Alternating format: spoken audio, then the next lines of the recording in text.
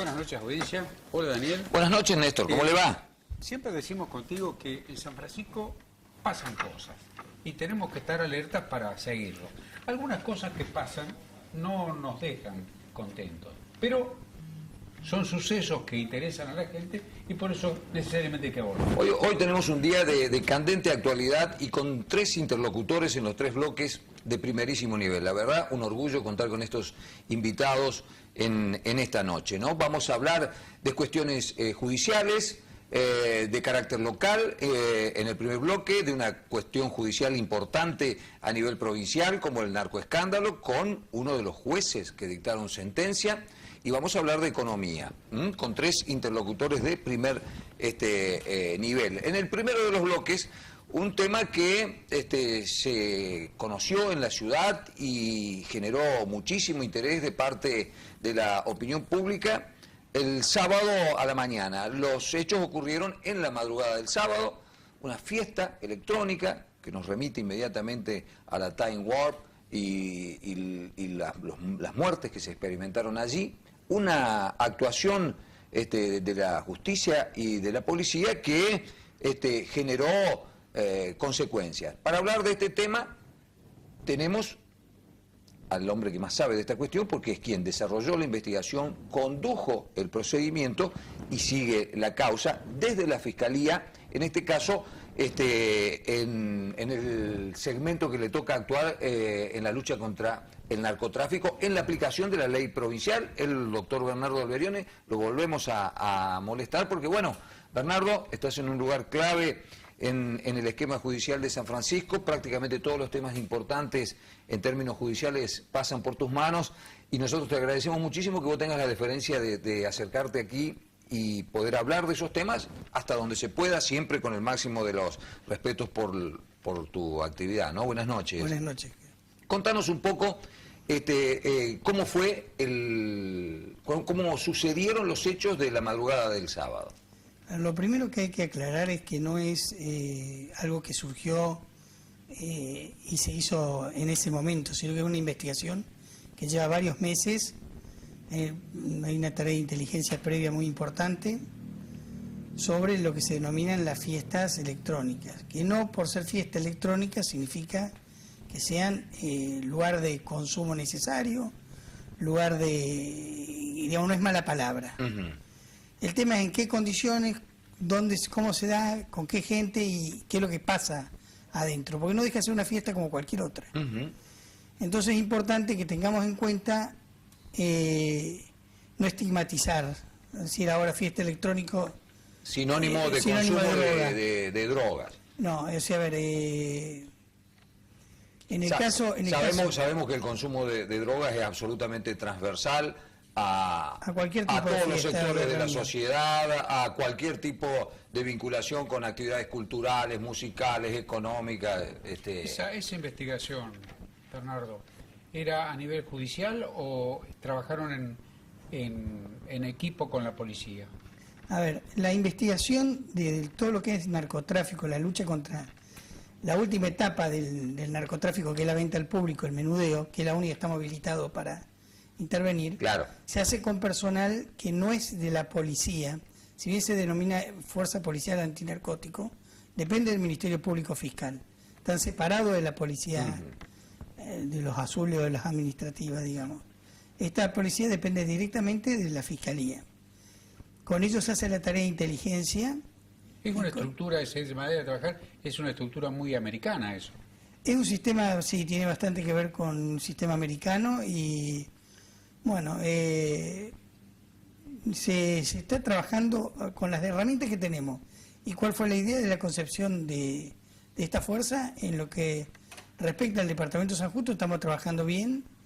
Al menos. ¿Qué personal está afectado a esa tarea? ¿Qué cantidad de personas? Tenemos 17 personas, pero van a incorporar algunas más que son las que están en la tarea de inteligencia, que no son las que irrumpen. Las que irrumpen en los lugares para controlar la situación son otro tipo de fuerza que es especial para eso. ¿Hay profesionales, químicos, psicólogos, sociólogos, que integran este equipo? No, no que integren los equipos de investigadores, estos son equipos de investigadores. La FPA, por su lado, tiene estructuras de contención y la capacitación es muy intensa del personal durante muchos meses para seleccionar, y los exámenes son muy estrictos en cuanto a la aptitud física y psíquica para poder formar parte de esta fuerza. En términos judiciales, la responsabilidad recae en tu fiscalía, que es la Fiscalía de Asuntos Complejos, pero también se habló en algún momento de que esto va a tener un fiscal específico y todo lo demás.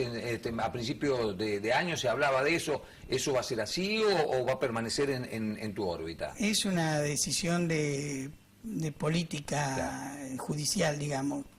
Escapa a mi voluntad y escapa a mi, digamos, a lo que yo pueda hacer o dejar de hacer. Claro. Esto es una cuestión de estricta política judicial que se decidirá en los canales que se tiene que decidir, que es a nivel provincial. Tenemos entonces un desarrollo investigativo previo que desemboca, ¿con qué características? Hacernos una pequeña crónica de cómo fueron los hechos del sábado. ¿Qué se juntó acá? Acá se juntó una fiesta electrónica clandestina, no estaba autorizada,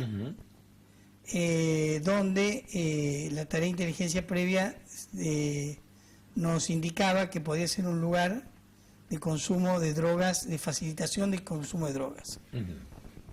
Cuando se allana, se encuentra en las heladeras agua y agua y agua y agua y agua.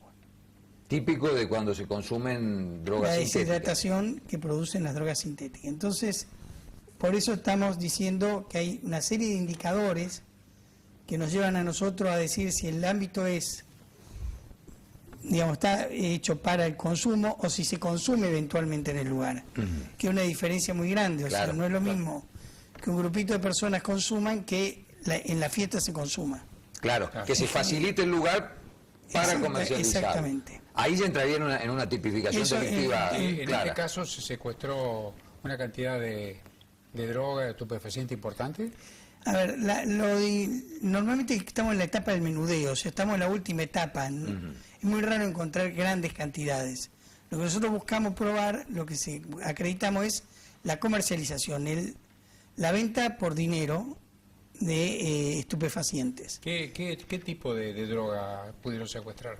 Secuestramos mucha pastilla que no podemos saber de qué son hasta que no tengamos los análisis químicos pertinentes. Pues digamos, lo que es la droga tradicional, marihuana, cocaína, LSD, uno ya tiene una manera de identificarlo. Pero con la droga sintética es mucho más complejo saber de qué estamos hablando. Entonces vamos a tener que esperar los exámenes químicos para poder determinar desde ponerle nombre. Esos exámenes no se hacen acá. En Córdoba todo. Entonces, detienen a una cantidad de personas que detectan que estaban en la actividad de la comercialización. Esa fue la consecuencia del allanamiento. Se detuvo a personas, distintos grados de participación, distintos grados de distintos delitos y distintas situación de cada uno, porque a cada uno se lo analiza individualmente, en función de antecedentes, participación en el hecho, resultado del allanamiento. O sea, es un análisis que se hace persona a persona. Había 5 mayores y un menor entre los detenidos. Y el lunes se los libera a todos, a los 5. ¿Bajo qué fundamentación legal se los liberó? Partamos de la base que tenemos un principio de inocencia que debe ser mantenido hasta tanto sea declarado culpable. La libertad de las personas no significa el fin del proceso, significa que el proceso sigue, con una caución. Esa caución es para que cuantas veces lo citemos comparezca. Sí, señor. De no comparecer pierden la caución y se ordena la detención. La caución es de un monto de plata. Un monto de dinero que depende de las circunstancias y demás, uno lo morigera de acuerdo a una serie de parámetros. Se hablaba del orden de los 50.000 pesos. En este caso sí, estábamos alrededor de esos montos. Eso es ¿Cuáles individual. son las figuras penales que ya se han definido en base la cual se los va a imputar a esta gente? Están imputados, ya están indagados respecto de la digamos, facilitación del lugar para el consumo de estupefacientes y tenencia con fines de comercialización. ¿Y esas figuras qué escala penal tienen? Estamos hablando de 3 a 4 años mínima y de ahí en adelante. Pero ¿qué ocurre? Con esto O sea, que son prisiones efectivas. en caso de realizarse la audiencia y ser condenados. Claro. Mientras no tengamos condena, no tenemos por qué, y esto es algo que parezca ilógico, es algo sano en tanto y en cuanto se hagan las audiencias luego y se resuelva por A o por B, condenar o absolver, cosa que se está haciendo en la ciudad. Se están haciendo las audiencias, Claro. la Cámara de Crimen está tomando audiencias de este tipo de hechos, o sea que Y no tienen mucha demora, ¿eh? Hemos seguido algunas, dentro del año, a año y fracción ya se realizan. sí, y las son causas audiencias. sin preso incluso, o sea, son causas que no llegan con prioridad de juzgamiento, ¿Es pero posible en este tipo de procesos plantear la probation? no, ¿La suspensión de juicio a prueba? no, todavía no lo hemos hecho. No. Todo se puede plantear, todo hay que analizarlo y todo hay que ver que... Pero no hay antecedentes en No, que tengamos. Nosotros, digamos, los que somos legos, ¿no es cierto?, los que no conocimos de derecho, nos quedamos, cuando dicen liberaron a los detenidos, nos quedamos con la sensación de que se equivocaron en el procedimiento y los tuvieron que liberar. ¿Es en esa condición en que están liberados o siguen vinculados a la causa y siguen comprometidos en términos judiciales? Se sigue vinculado a la causa, sigue todo lo mismo. La privación de libertad durante un proceso que puede ser largo, de meses y demás, tiene que ser absolutamente necesaria. Porque si no, estamos dando una pena anticipada, Claro. que si luego esa persona es absuelta por lo que fuere, Claro, se ¿cómo le compensamos? causó un daño. Claro. Es el sistema el que tiene que hacer la audiencia y condenarlo o absolverlo, Lo más y rápido no posible. pagar el precio de las personas de esto. A ver, obviamente que la libertad es con condiciones, no volver a delinquir, no comercializar, no sentarse en el lugar habitual, hacer tratamiento de rehabilitación en caso de corresponder. O sea, tiene condiciones. Si no se cumplen esas condiciones, la libertad se revoca. Claro. En este caso, entonces, las indagatorias ya se cumplieron para el caso de los 5 mayores. Digamos, a ver, el trámite es complejo porque se va haciendo, digamos, a medida que se va pudiendo recabar toda la prueba, porque el cúmulo de cosas que deviene de un allanamiento son muchas. Entonces, en la medida que vamos viendo cada situación, teniendo los antecedentes y demás, vamos analizando cada uno de los imputados. ¿Se verificó si los concurrentes habían consumido o no habían consumido? El consumo no está penado, o sea, Claro, lo que no. está penado es la facilitación del lugar para consumir. Y O sea, la venta. Y la venta, comercialización. obviamente, pero no el consumo en sí. Entonces, nosotros al consumidor no es un objeto de... Es prueba de que a lo mejor se compra. Claro, sí, pero no es un objeto penal, digamos, de no es de persecución penal. investigación, exactamente. Bernardo, en el tiempo que lleva la aplicación de esta ley provincial, que ha tenido su debate, su discusión, se ha discutido si esto era realmente un camino para combatir el menudeo o no. ¿Qué evaluación haces vos que lo has tenido que conducir a todo este proceso, digamos? Mi evaluación es bastante simple, se está haciendo. O sea, estamos haciendo. ¿Perfectible? Sí. Ese mismo día, perdón, esto fue la madrugada del sábado, el viernes a la noche hubo otro procedimiento que no se conoció mucho, pero que también fue exitoso en el sentido de que se encontraron algunas cosas. Sí, corresponde a una causa que ya tenía condena. Claro, Ya había cumplido la condena, estaba con libertad condicional y por un hecho de del este mismo tipo. Y volvió a reincidir y bueno, está detenido. En ese caso no recupera la libertad. O sea, Claro, porque ahí hay una reincidencia. Hay una condena y condena ya hay... técnicamente hay reincidencia. Exactamente. Fue el caso del primer condenado con la aplicación de esta ley aquí en la ciudad, si Yo mal no creo que recuerdo. sí. Uno de los primeros. Uno de los primeros y fue por un juicio abreviado. Bien. Bernardo, para aprovecharte un poquito más, ya no fue el tiempo, pero hay otra causa que ha tenido mucha trascendencia, tenía que ver con una mujer acusada de un delito de abuso sexual en el que estaba de por medio la utilización de su propio hijo. Esa causa, ¿en qué estado está? En su momento, bueno, vos imputaste, procesaste, hubo apelaciones, ¿cómo está esa causa? Se dictó en esa causa la prisión preventiva, se instruyó otra causa y bueno, hubo un recurso ante la Cámara de Belleville que resolvió confirmar lo actuado por la Fiscalía y por el señor juez de control, que ya anteriormente había confirmado todo lo actuado por la Fiscalía. O sea, estamos en condiciones de elevar esa causa a juicio a la brevedad. ¿Se confirmó la prisión preventiva? Sí. ¿La está haciendo con carácter domiciliario, tengo entendido, o sí, no? Se está haciendo por características especiales de la situación, se está haciendo con carácter domiciliario. O sea, es una de las modalidades de cumplimiento de la prisión, que tiene requisitos y, bueno, extremos a acreditar, que en este caso se entendió correspondía, y bueno, es la situación en que está esta mujer de momento. Bernardo, muchísimas gracias, son muy amables al acompañarnos en estas noches de A Qué Hora Actualidad.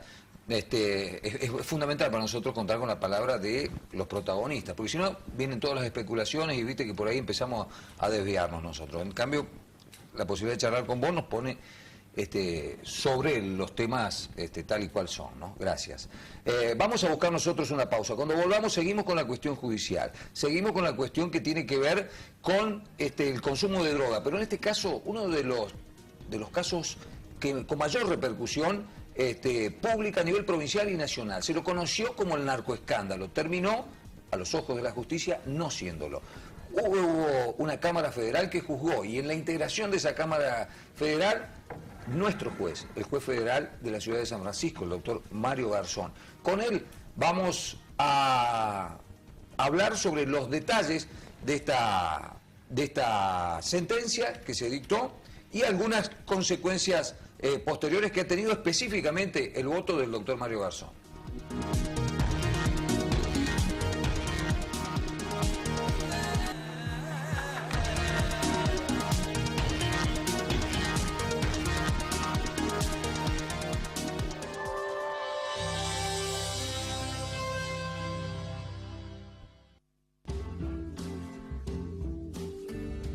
Nuestras telas, todo es posible.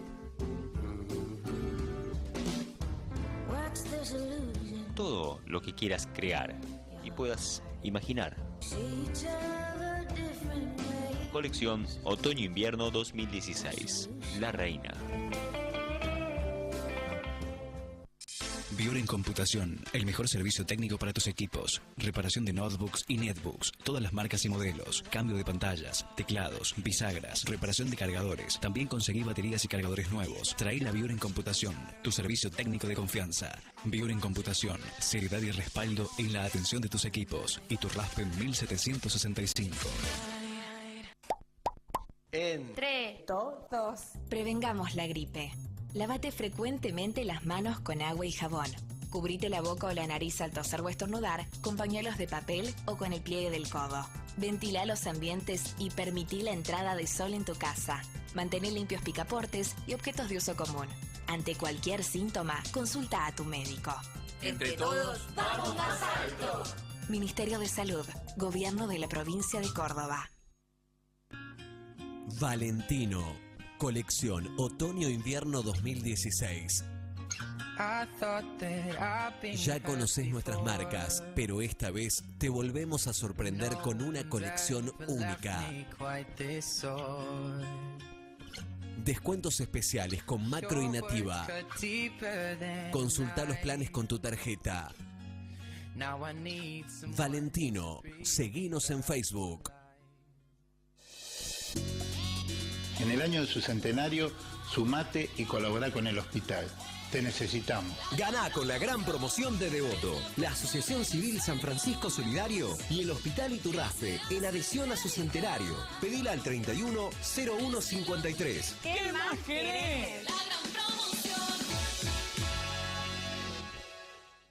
WhatsAppea y gana con Precio Manías. Si tenés un grupo de WhatsApp del cole de tu hijo o del club, ingresá a nuestro Facebook y entérate cómo participar. Hay descuentos en tus compras y un espectacular TV 32 pulgadas de regalo. Buzo rústico niña, 139 pesos. Babucha niño rústico, 135 pesos. Remera hombre long haul, 225 pesos. Vos también podés tener una carita feliz, porque en Precio Manías siempre pensamos en los mejores beneficios para vos. Precio Manías, Garibaldi 1239, San Francisco. Bases y condiciones en la página de Facebook. Para disfrutar todo el año, Heladería Tropical. Deleitate con nuestros productos de cafetería, tortas, postres, churros, submarinos y mucho más para consumir en nuestro local o para llevar. Heladería Tropical, Boulevard Roca, esquina Almafuerte. Y búscanos en Facebook.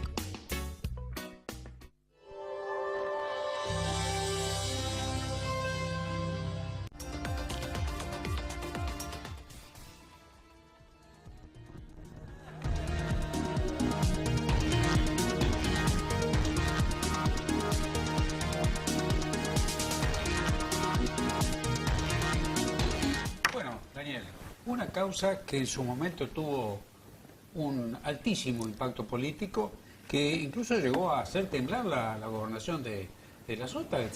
Lo pusieron prácticamente en la picota. Sí, significó el descabezamiento de toda la cúpula de drogas peligrosas de la provincia de Córdoba. Bueno, tuvieron detenido más de 2 años el jefe de drogas peligrosas y varios comisarios.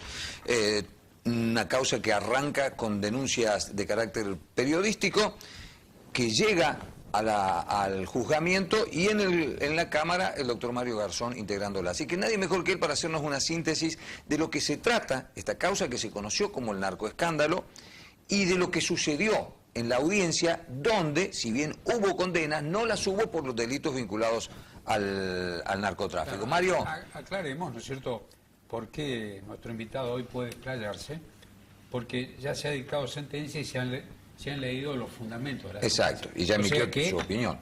Ya emitió su opinión.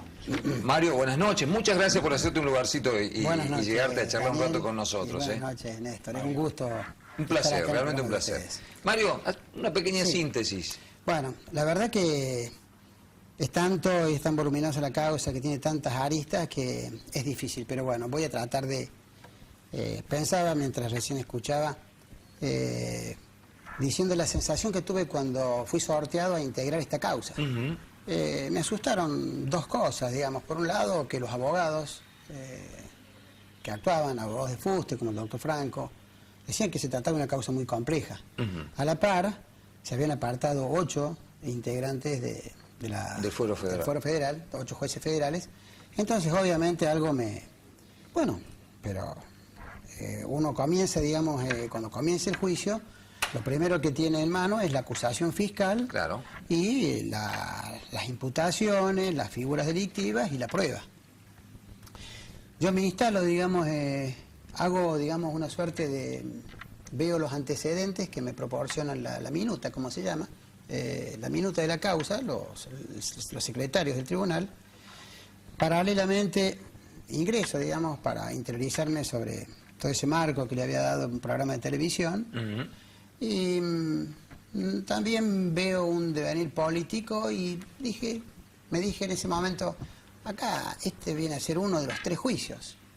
Un juicio que ciertamente ya lo hizo este programa, con estas cámaras ocultas, con la participación del señor Viernes, que delata. Un juicio mediático. Un juicio mediático que la verdad que a mí me cerraba, entré con ese prejuicio, ¿sí?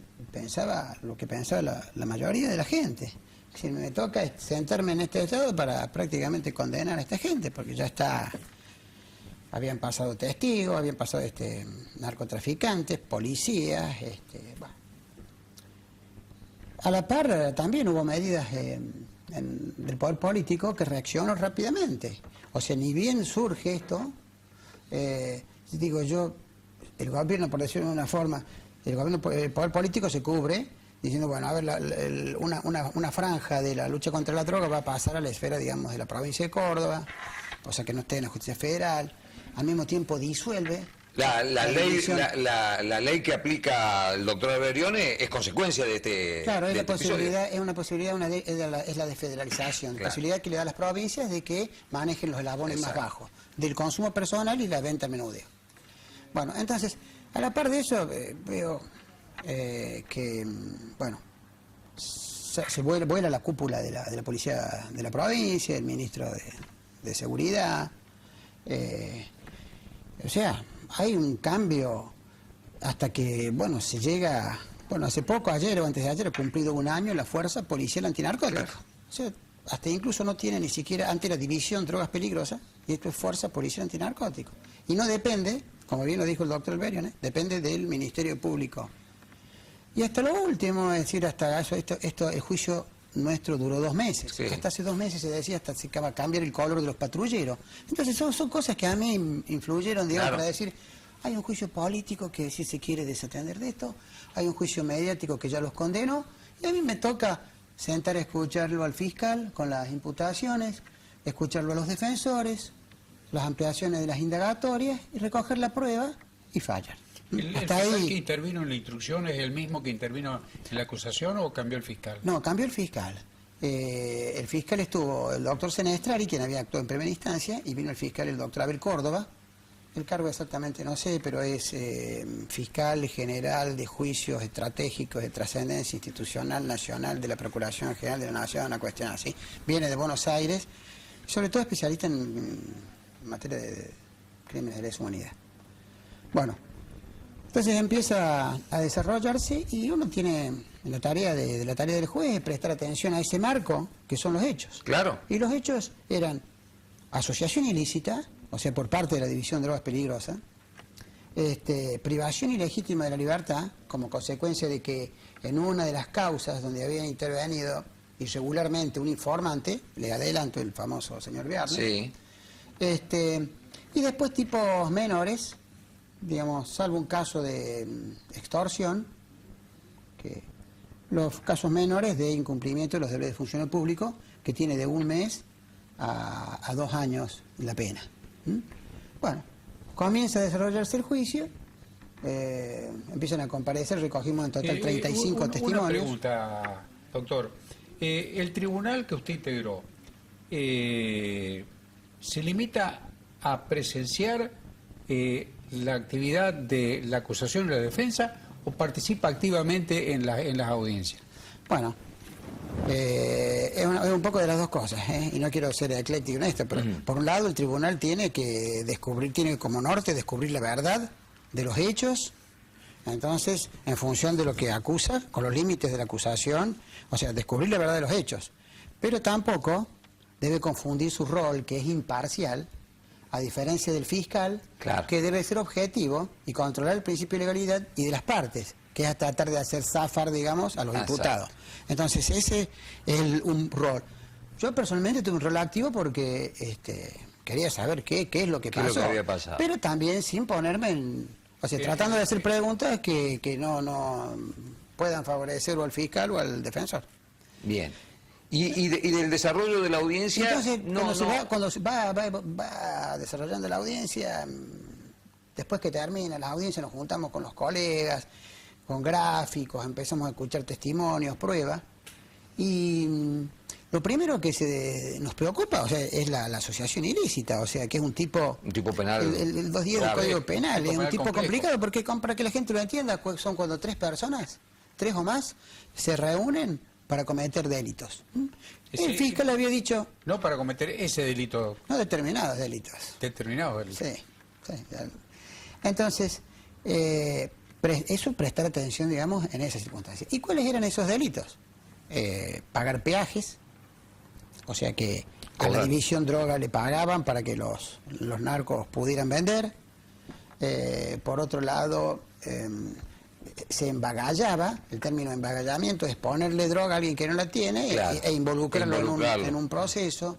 Entonces eran varios. Entonces el fiscal dice, todo esto es lo que ha cometido la División de Drogas Peligrosas. Bueno, el juicio fue pasando y yo, la verdad que hasta el día de hoy, no hubo un solo caso de prueba de peaje. O sea, de que en la calle tal que vende droga fulano de tal le cobró le haya cobrado al para oficial tal para vender. que... No hubo prueba de eso. Después se habló también de que toda esa droga robada iba a un bar Palmira Senior, a un bar La Previa, se hicieron allanamientos, se buscó, se intervinieron líneas telefónicas. No hubo nada. No se demostró eso. Es decir, la verdad que yo ya no, por ahí, hay una cosa que me llamaba la atención. Desde el primer día que habla el señor Sosa, ampliando indagatoria en juicio, se pone a disposición del fiscal, del tribunal, para contestar cualquier pregunta y de los defensores. O sea, normalmente es un derecho que le asiste al imputado. Claro. No hablar. Y trata de no arriesgarse. O no contestar preguntas. Después, si yo contesto preguntas del tribunal, pero no del fiscal. Entonces, me sorprendió hasta eso. Ampliaba la indagatoria, el fiscal hacía preguntas y en un determinado momento ya no tenía más preguntas para contestar.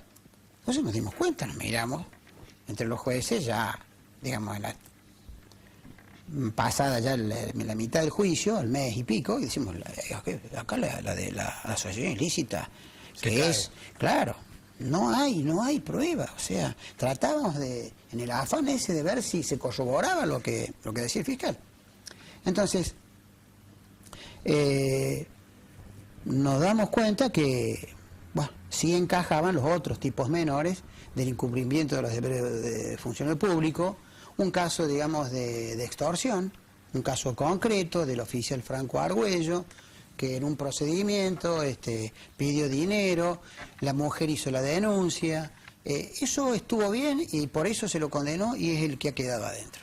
Mario, en tu fallo vos avanzás, porque al ver las características de lo que fue el desarrollo de la prueba, pedís una investigación sobre el fiscal, corregime si no uso la palabra adecuada, sí. Sobre el fiscal Senestrari, que llevó adelante la investigación, sobre la actual camarista que en su momento era secretaria, Liliana Navarro, porque debió apartarse, en tu opinión, y sobre el periodista Tomás Méndez. Mire, en realidad, los tres jueces de manera unánime estamos de acuerdo con que se investigue. A los policías que estuvieron al margen, pero que también pudieron haber sido captados por el incumplimiento del funcionario público o algún tipo penal. Porque esto fue un grupo de 7, pero la división tenía 200 hombres y drogas peligrosas en Córdoba capital, no menos de 50, 60.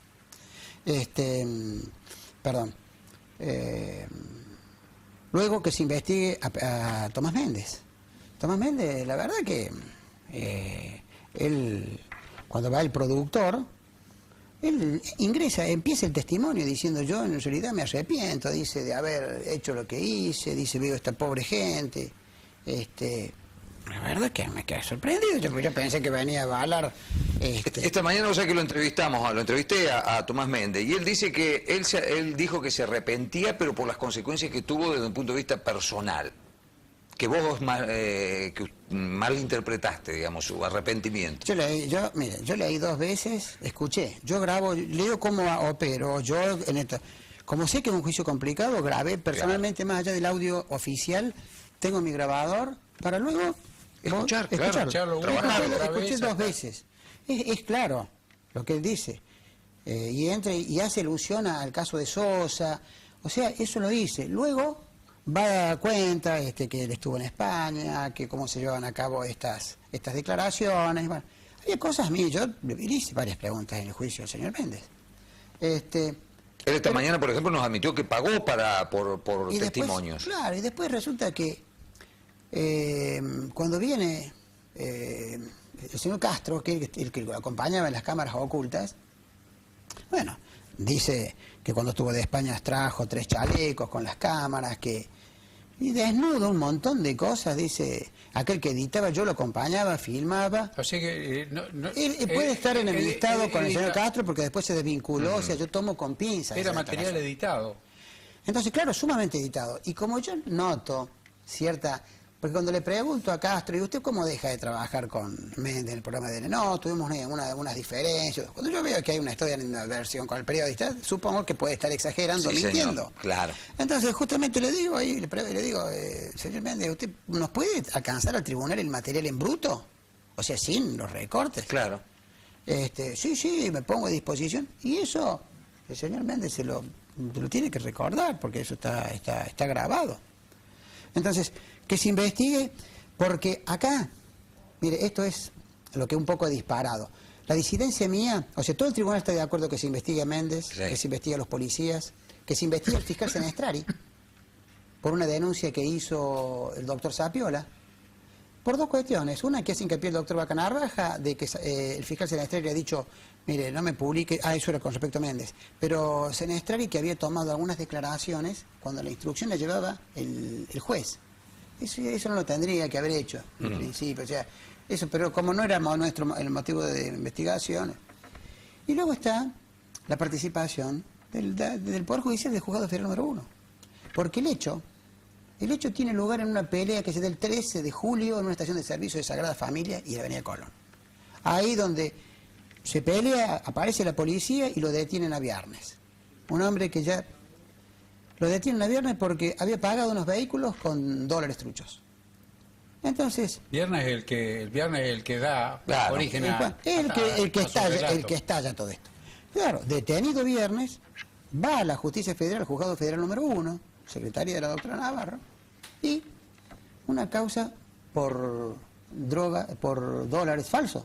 Claro. No prevé la figura del arrepentido del 29 ter de la ley de estupefacientes. Claro. Entonces le toman eso, ¿pero por qué? Dicen, no, porque él habla de que esa droga, ese dinero, esos dólares truchos vienen de la droga, son...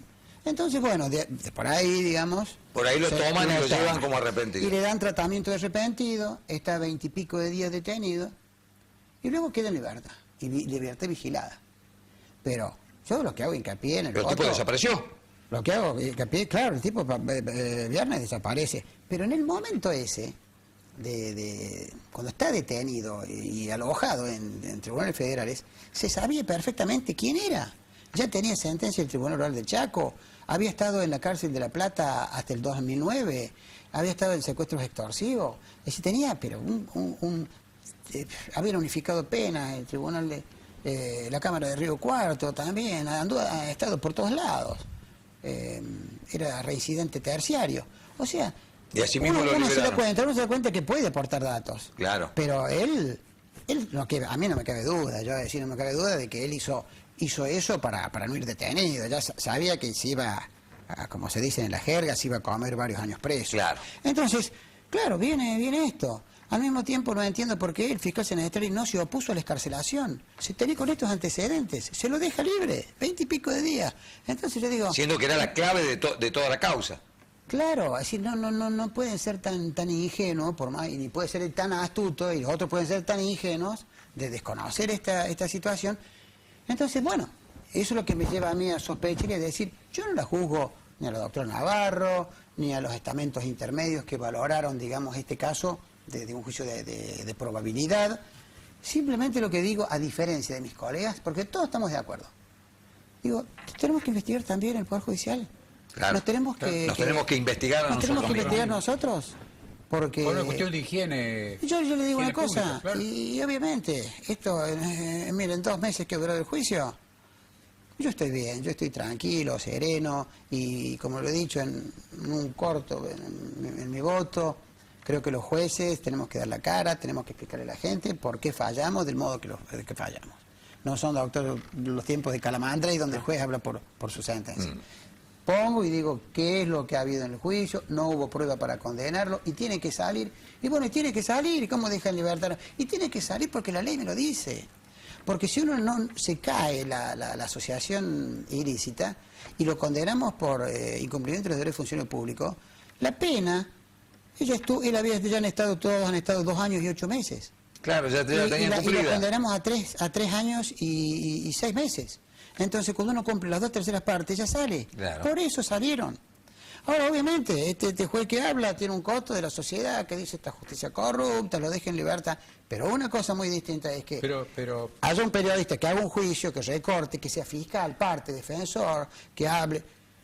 Ay, yo no quiero hablar una cuestión que no me ha quedado clara, el tema de Alós. No, que Alós lo explique bien. O sea, yo, sinceramente, vi el programa de Alós, el encapuchado, y me lo creí. Con todo lo desconfiado que somos los jueces. Si no se trata de jueces garantistas o no, sino simplemente que de la evaluación de lo que pasó en la audiencia, dice, no alcanza para vulnerar el estado de inocencia. Exacto, y yo no puedo más. Y además, bueno, por lo menos desde nuestra perspectiva, desde mi perspectiva, ¿no? También es una sentencia que nos da alguna tranquilidad en el sentido de que, bueno, la justicia no se lleva por todo lo que se dice en los medios, porque en los medios se dicen muchas cosas, es fácil juzgar desde los medios, pero es muy difícil acercarse a la verdad real también desde los medios. Sí, y esto lo demuestra bastante. Yo ¿no? lo que he visto acá, que ha habido un periodismo serio, y puedo decirlo, el señor Juan Federico, el señor Panero, que vienen siguiendo y que estuvieron todos los días. O sea, por ahí el señor Menéndez dice que no los conoce, que bueno, que le traían el material, lo editaba, pero estos dos periodistas de La Voz del Interior siguieron desde allá, o sea, vienen ya 3 años. Yo estuve 2 meses. Me llamó la atención cómo habían concatenado y cómo habían armado ese rompecabezas y lo comparaba con lo... Porque la mejor forma... Con lo que había en la causa. Mire, cuando una causa es compleja, la mejor forma, para mí está con la evasión sojera que me tocó en Villa María, están ahí a la par. Las causas más complejas y más enmarañadas. Pero en esas causas complicadas uno se tiene que poner tranquilo y dibujar la línea. Entonces, a partir de ese hecho que le digo de Viarne con los dólares falsos, yo tracé así y dije, bueno, a ver, ¿cómo se comportó el señor Viernes? ¿Cómo se comportó el señor Senestrari? ¿Cuáles fueron los actos que hizo el juzgado federal número 1? ¿Cómo se movió la...? Entonces uno va viendo. Y después después empieza no a cerrar, así a sospechar. Y esas sospechas, en un juicio, se deben investigar. Está clarísimo. Mario, doctor Garzón, la verdad un placer escucharte y coincidimos completamente en que estos son tiempos en los que es necesario que los jueces le digan a la gente qué hacen, cómo lo hacen y por qué lo hacen. Justamente para evitar esa sensación que se genera de que la justicia o está inactiva o no. Ese comentario que se hace sobre la base de la desinformación. Tal cual. Gracias. Gracias a ustedes. Un placer realmente. Nosotros buscamos una pausa. Al regreso, más actualidad imposible. La economía en la Argentina de estos tiempos, analizada con la mirada experta del doctor Carlos Cravero.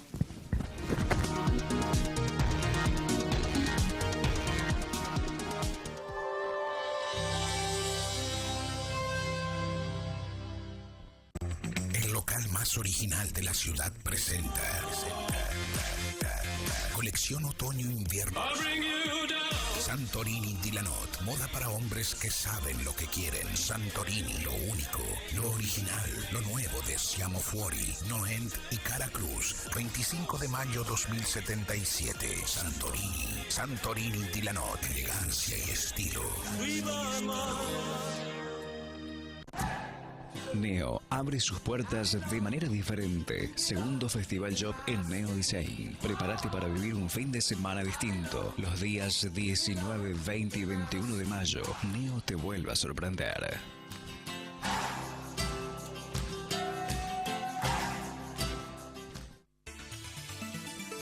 ¿Usted quiere saber qué cosas pasan en la ciudad y en la región? Para eso nuestra propuesta a través de la pantalla de Canal 4 se llama Entre Nosotros. Lo esperamos de lunes a viernes desde las 12:30 y hasta la 1:30 de la tarde para compartir las noticias de la ciudad.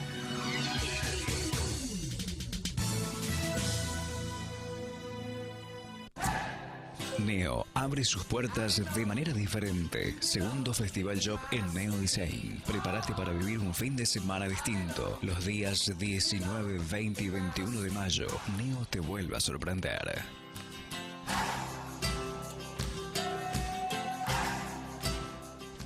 Car Service Lubricentro. Cambio de aceites y filtros. Alineado, balanceado, tren delantero, suspensión, frenos, venta de repuestos y accesorios, cubiertas y baterías Barta. Todo lo que tu vehículo necesita en un solo lugar. Car Service. Trabajamos con todas las tarjetas. Belgrano 1070. Teléfono 15 57 74 94 y seguinos en Face.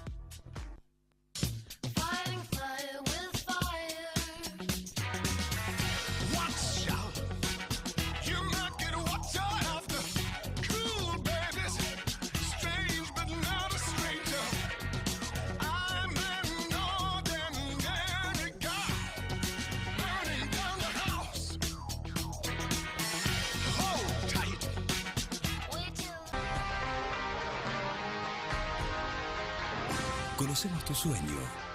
Entendemos de tu esfuerzo. Sabemos de tus resultados. Hagamos que el mundo se entere. Unite a Radio Canal. Juntos somos los mejores. Radio, TV, web, redes sociales, aplicaciones móviles, medios que suman gente.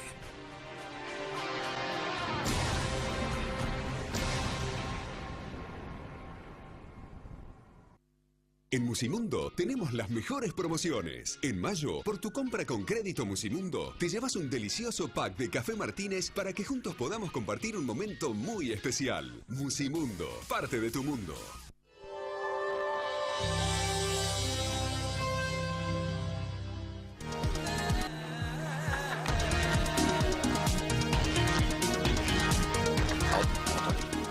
Néstor. Bueno, tercer bloque, frutilla del postre, actualidad económica, un amigo, el doctor Carlos Cravero.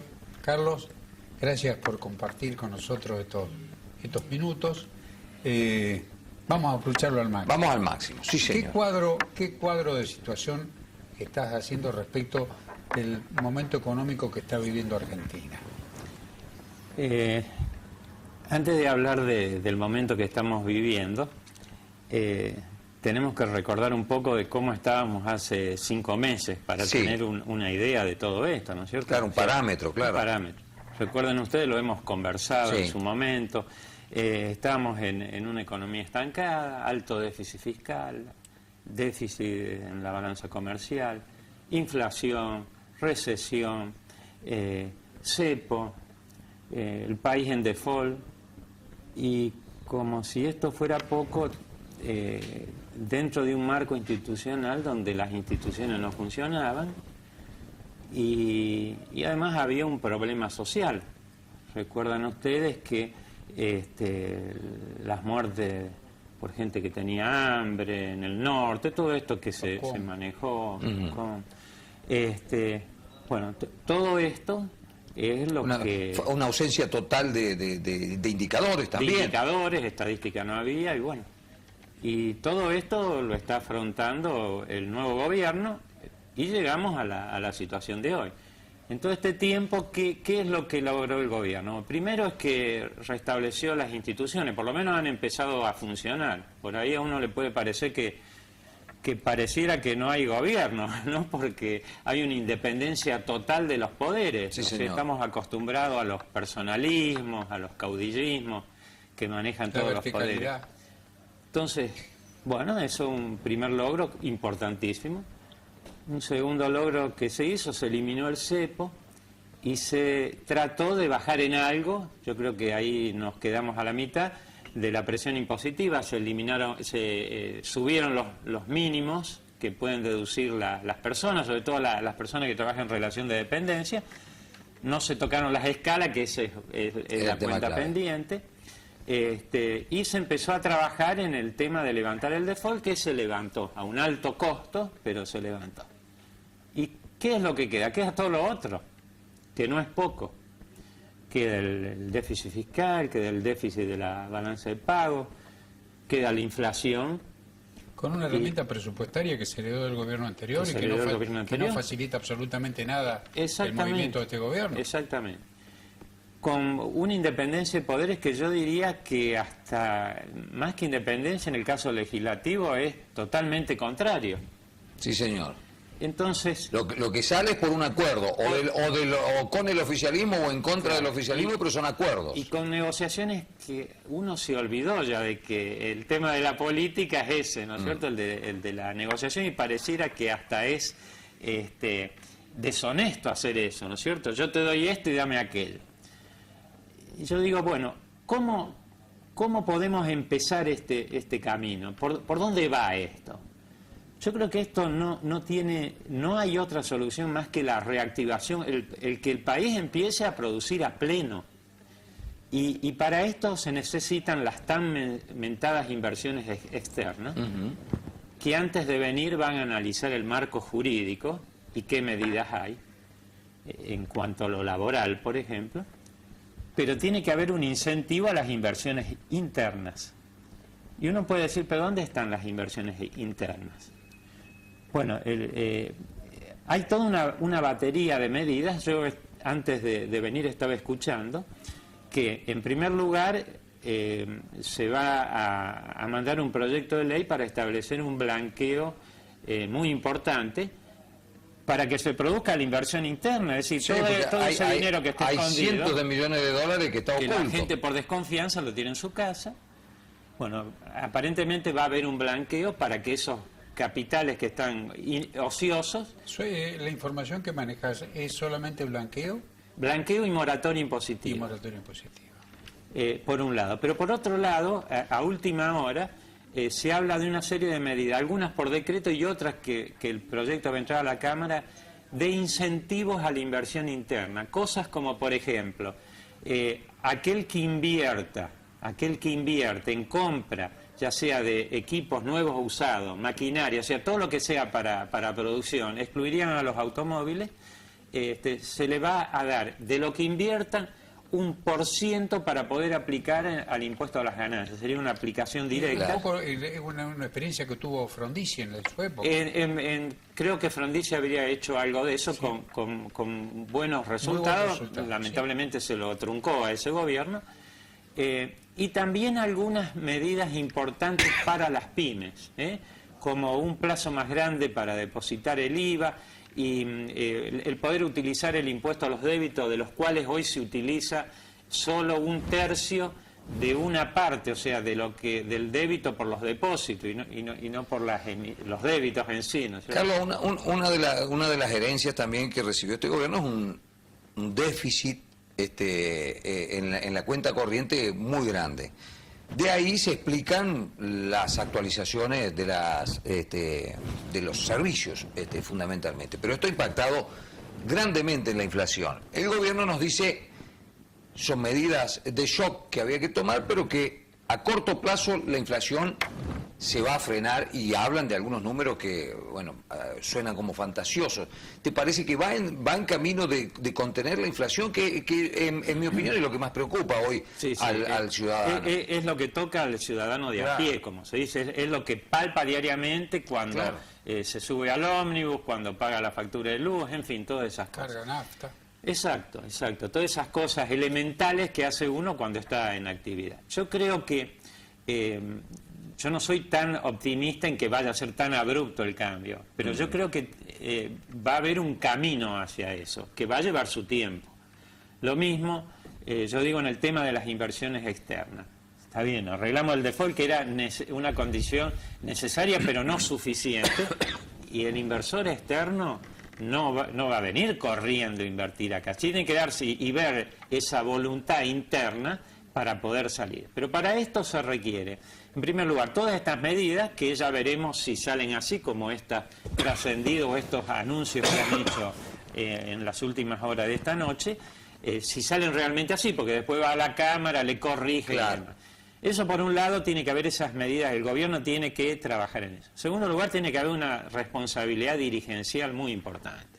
Es decir, cuando hablo de dirigencial no hablo del funcionario, hablo de todos los que tienen cargos, ya sea gremiales, de entidad, de lo que sea, ¿no es cierto? Para que esto no sea una puja a ver quién es el más hombre de los dos. Yo desafío al presidente y se me achicó. No, acá estamos jugando un país, ¿no? No estamos hablando de la presidencia de una institución de segundo grado. Y si son políticas de Estado. Son políticas de Estado. Tampoco podemos ser... Yo escuchaba esta tarde que se convocó a todas las cámaras de las pequeñas y medianas empresas para anunciarle todas estas medidas. El representante de una de las cámaras que se identifica con el gobierno anterior no fue y las rechaza. Y está a favor de la ley para congelar los despidos. O sea, actitudes que son... mis razones me van a beneficiar y yo por las dudas no voy... Por lo menos andá y proponé tus cosas. Claro, ¿no? son actitudes de prejuicio político. Vos en tu estudio tenés contacto con muchísimas empresas. ¿Advertís un problema en cuanto a la cuestión laboral? ¿Advertís despidos que que alerten, digamos, o te parece que ahí hay un sobredimensionamiento y asentado fundamentalmente en algunos despidos en el Estado? Yo creo que hoy todavía no se han producido despidos, que hay empresas que apelan al proceso preventivo de crisis, que suspenden y parte de la suspensión se lo reintegran al personal para que no sea tan gravoso. En fin, hay toda una... O sea, no estamos en una época de pleno empleo, no podemos decir eso. Pero tampoco advierto que haya una ola de despidos tan grande, ¿no? Que es preocupante la situación, pero no de una magnitud tal que decir, bueno, estamos al borde, van a cerrar la empresa, van a despedir más. No es 2001. No advierto eso. Claro, para mantener el nivel de actividad, muchos nos esperanzábamos en dos cosas. Primero, en que se empiecen a aplicar las paritarias, es decir, que se empiece a cobrar con los aumentos. Y segundo, en el dinero que se genera en el sector agropecuario, que aquí en nuestra zona se vio golpeado por las muy lluvias. golpeado. Ese golpe, ¿se puede atenuar con este aumento que se visualiza a nivel internacional de los productos del campo, de los commodities? No digo que va a compensar el total de la pérdida, pero va a ayudar a que no sea tan gravosa, ¿no es cierto? Claro. Porque encima de todo eso tenemos 2 o 3 provincias, Córdoba, Santa Fe, Entre Ríos, que han sido muy afectadas. Y la zona devastada. Exactamente. Por eso digo que se agrega a esta situación todo esto que es complicado. Yo creo que todo esto es el contexto de corto y mediano plazo, pero como lo dije yo otras veces, a mí me preocupa más otras cosas que es muy difícil de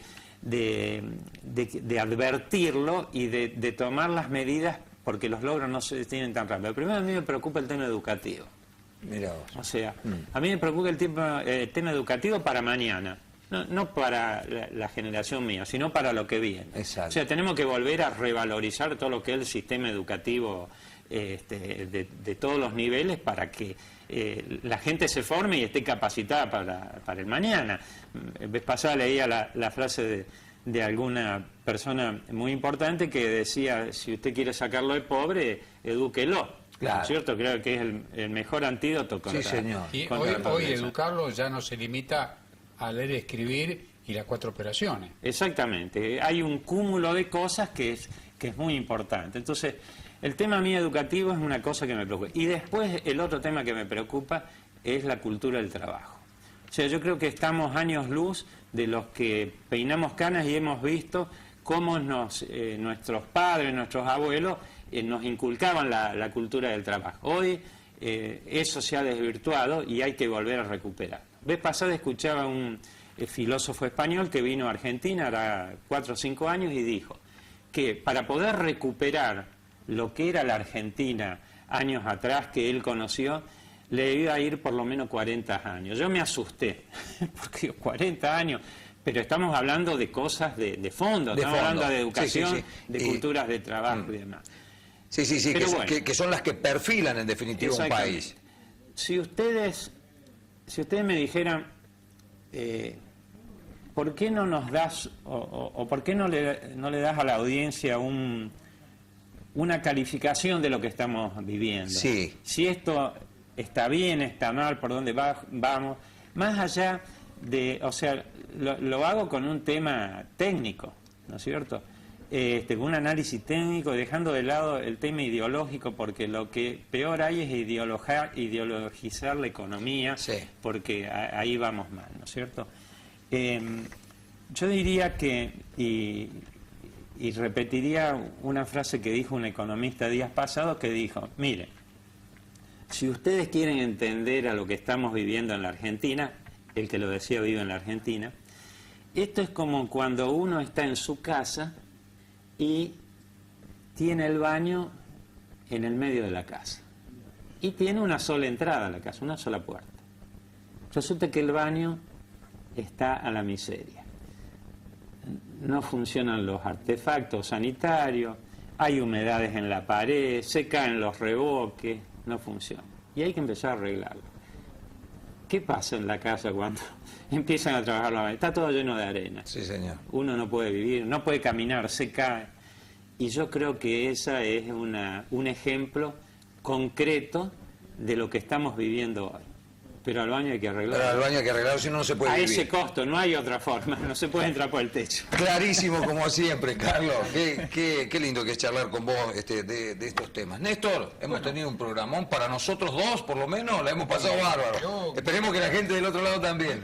Muy contento con las conclusiones de Carlos, ¿no es cierto? Porque sin disimular las dificultades actuales, nos abre un panorama de esperanza. Esperanza, sí, señor. Que nos va a llevar un tiempo, pero... estamos encaminados. Daniel, es momento de despedirse de la audiencia, agradecerle que nos hayan acompañado en esta noche y en la confianza de haber cumplido con otro cometido. Daniel Pastore y Néstor Gómez los invitan a ustedes a compartir el próximo miércoles otro programa de esta serie Aquí Ahora Actualidad. Muchísimas gracias y muy buenas noches.